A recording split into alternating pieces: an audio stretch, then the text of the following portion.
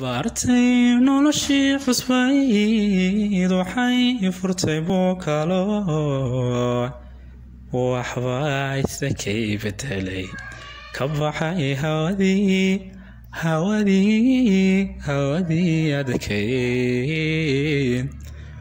waqtigu berigu adkaa